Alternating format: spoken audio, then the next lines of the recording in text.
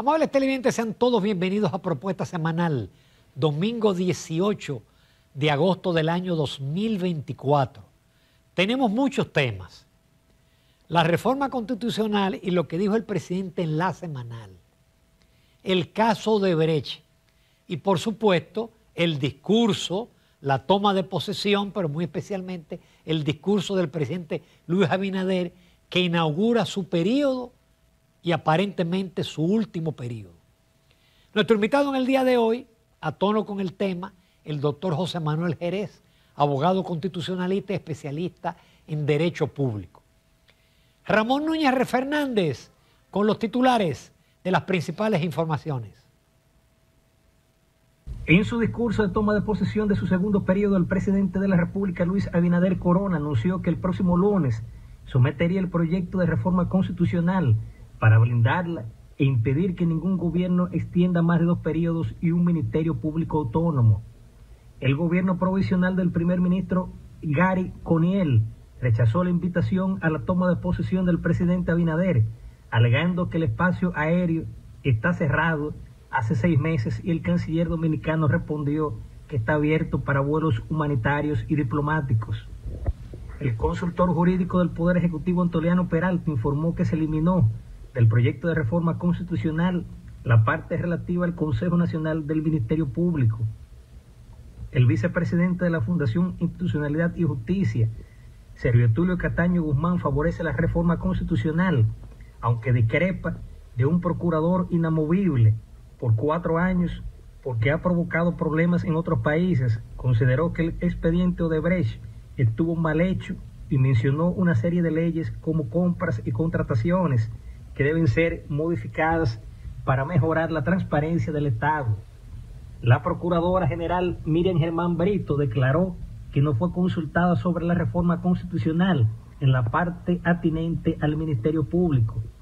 El experto en temas constitucionales, Carlos Salcedo, consideró que debe aprobarse la ley que rige el referéndum para ratificar la reforma constitucional, y en cuanto al descargo en el caso de Brecht, consideró que el expediente acusatorio no tenía mérito para que un juez imparcial condenara a alguno de los acusados.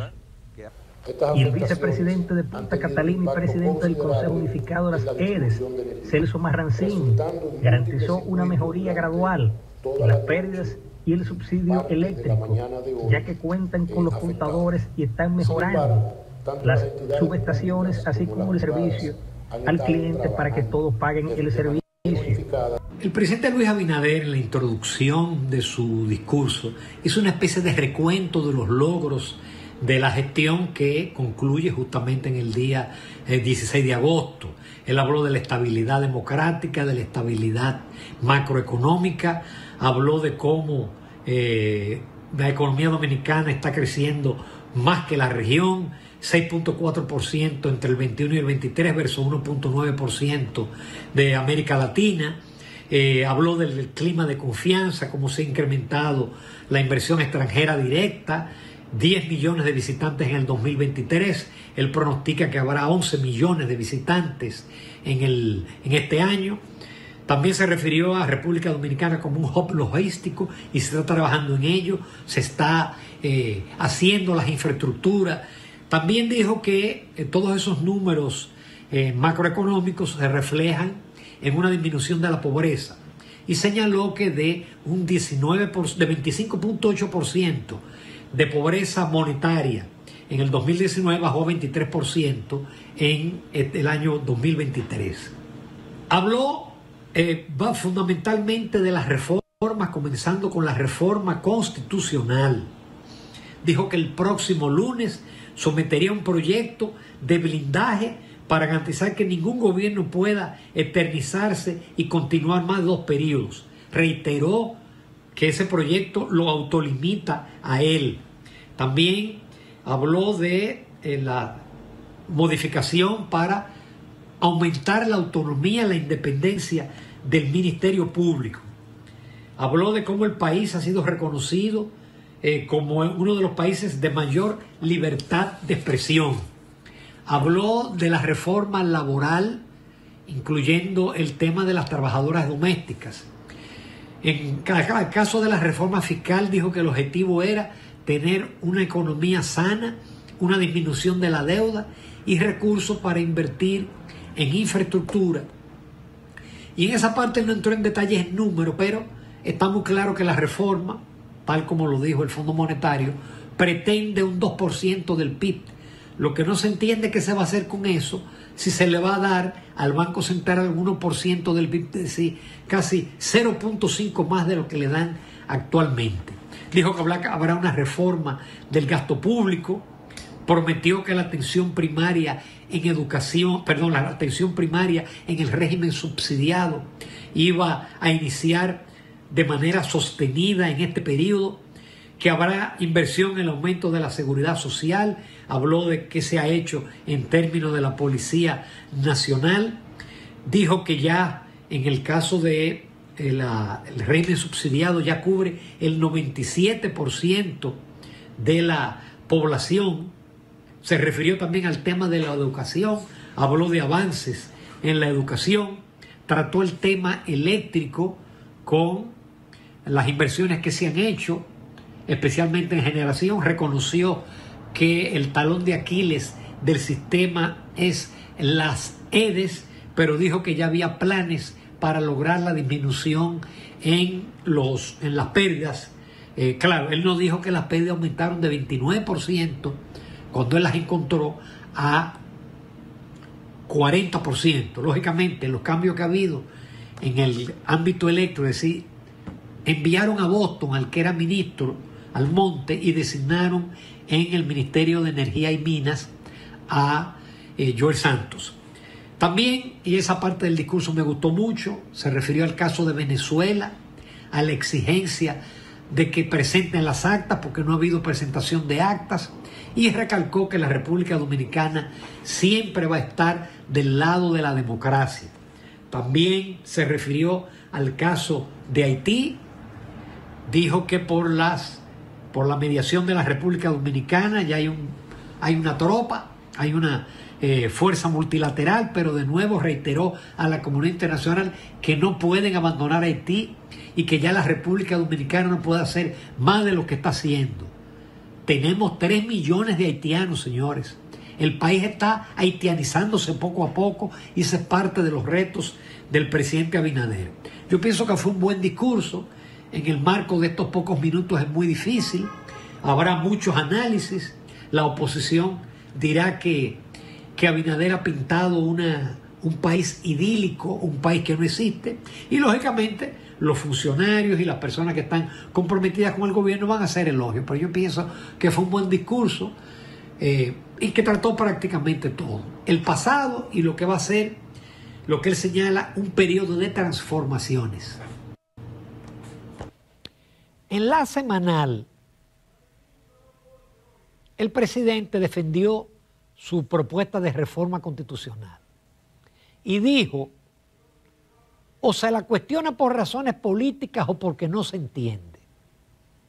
En ese momento, yo comenté, política no hay porque la oposición prácticamente no ha opinado, porque lo han encontrado fuera de base.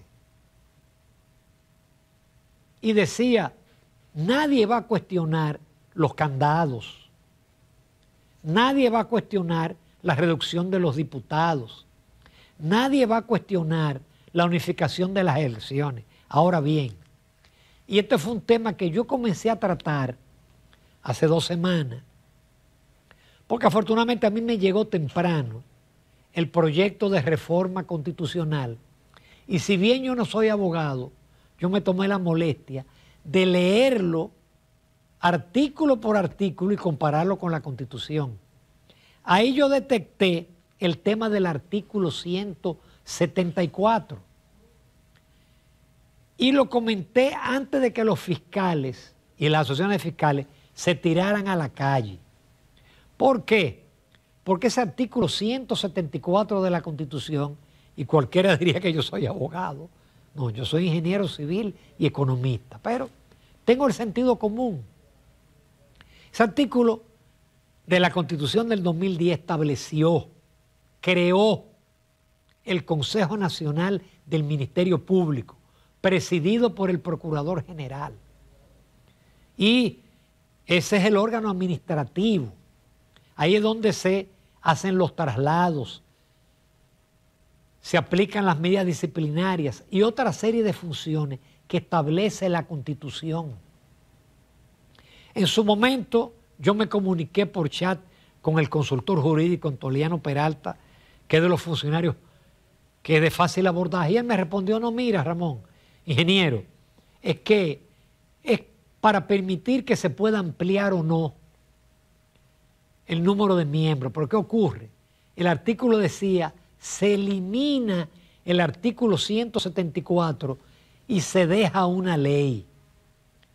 Entonces usted le está quitando el carácter constitucional a ese cuerpo y se lo deja a una ley que puede disminuir el poder, que puede hacer cualquier cosa. Entonces, si el espíritu del presidente es fortalecer la autonomía del Ministerio Público, mal haría con eliminar eso. Qué bueno que primero se pronunciaron los fiscales, después la Procuradora General dijo: a mí no me han consultado en nada relativo a la modificación del Ministerio Público, y el presidente Abinader entendió y ya eso no va. Y qué bueno, porque ese es el único ruido que hay. Con lo otro lo que hay es cuestiones de forma, de expertos constitucionalistas que dicen: miren, esto no puede ser así. El tema de la llamada cláusula pétrea, hay un artículo de la Constitución que no se puede modificar, que es el régimen del gobierno, que tiene que ser civil, democrático, representativo. Eso no se puede tocar. Y en la propuesta se pretende que el artículo que versa sobre la reelección se convierta en una fórmula pétrea. Hay abogados que dicen que eso no se puede, que para hacerlo habría que ir al referendo, pero todas esas son cuestiones de forma. Qué bueno que esto del fondo se eliminó. Por otro lado, en esta semana tuvo en debate el caso de Brecht, que los últimos inculpados, Víctor Díaz Rúa y Ángel Rondón, fueron descargados por la Cámara Penal de la Suprema Corte de Justicia. Afortunadamente en esta semana, que fue una semana de palos en el Telematutino 11, el lunes yo tuve a Servio Tulio Castaños, vicepresidente de Finjo. Él dijo: recuerden que la primera que observó que ese expediente se caía fue Miriam Germán Brito, cuando era presidenta de la Cámara Penal de la Suprema Corte de Justicia. Y dijo: ese expediente tiene hasta tanta falla que ellos mandaron una persona a Brasil y quien tradujo no era ni siquiera un intérprete judicial. Al otro día tuve al abogado Carlos Salcedo, también con una amplia formación, y hablaba de las debilidades del expediente. Por eso, a mí me gustó mucho un Twitter que aparece en pantalla ahí, del abogado constitucionalista Eduardo Jorge Prats, y dice Eduardo Jorge Prats que él prefiere una justicia independiente que a falta de pruebas absuelva a acusados,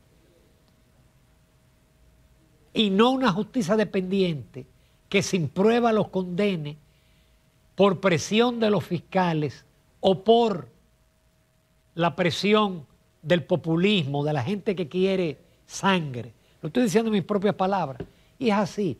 Un tribunal condena por las pruebas. Si el expediente está mal hecho, lamentable se cae. Y hubo soborno. Y hubo gente que recibió soborno. Pero el expediente, lo primero fue que no incluyó a los funcionarios de Danilo Medina que manejaron los mayores contratos de Odebrecht. Los mayores contratos de Odebrecht fueron al gobierno de Danilo Medina. Y no había un funcionario. Sí, Temístocles Montá, que después lo sacaron. Pero ni el ministro de Obras Públicas, ni el de la CDE, que manejó Punta Catalina, los metieron ahí. Metieron dos del gobierno de Hipólito Mejía que manejaron un solo proyecto. Y después a otros más. Se cayó. Lamentablemente, el hazmerreír mundial, porque en toda parte del mundo donde hubo acusado, hubo condenado. Aquí no. Uno lo que espera que estos expedientes, el calamar, todo lo que tiene nombre de, que estén bien sustentados para que no se caigan, ¿eh? Porque eso sería lo peor que podía pasar en la lucha contra la corrupción. Nos vamos a comerciales, regresamos. Bueno, el tema central, y por eso lo dejé de último, es el discurso del presidente. Primero, las cámaras se reunieron de forma separada para elegir los bufetes directivos. No hubo sorpresa. Pacheco, que es un hombre de consenso, Alfredo Pacheco lo quieren todas las bancadas. Pacheco va a tener que ser estos 4 años. Y De los Santos, que va a su segundo periodo en el Senado de la República.